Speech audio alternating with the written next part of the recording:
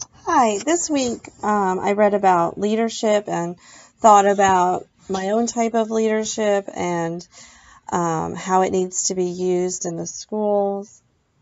But I liked reading Hall's book. He had chapter 2 had described the three types of leaders and the qualities of each one. I do not hold a leadership position other than teaching when you're a leader in your classroom. So I reflected on my experience from that point of view.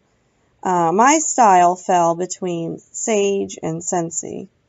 Sometimes I want to control everything to ensure a certain outcome. 'Cause I'm an art teacher and I want the project to look a certain way so I can kind of be more controlling. So I thought that was more sage-like. However, I strive to be more of a facilitator, pull back that controlling part, and model what behavior and work that I want to see for my students. And that's more of a sensei trait. As Hall says, I think being reflective and trying to improve your leadership skills is essential for being an effective leader. If you think everything's going okay and you become very complacent and you're not thinking about it, that's probably when things are going to go wrong. So you need to always be thinking, how can I push my people harder and take things to the next level. Careful planning and implementation is also crucial for being a successful leader. That was from our textbook from Pearson.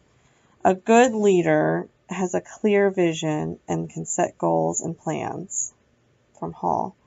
Davies, from the article I read, said principals are usually the leaders in the school and often have to run the technology programs, which is true.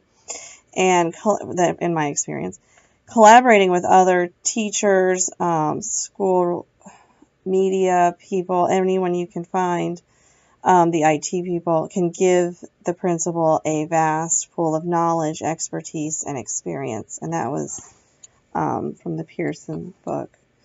To use to be a good leader and create effective technology programs.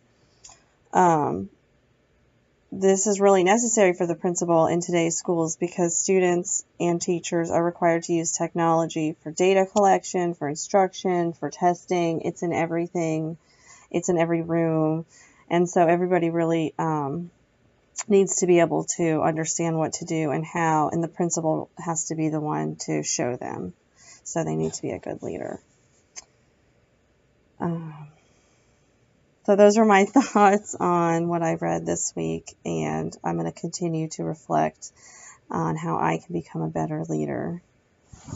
Have a good week.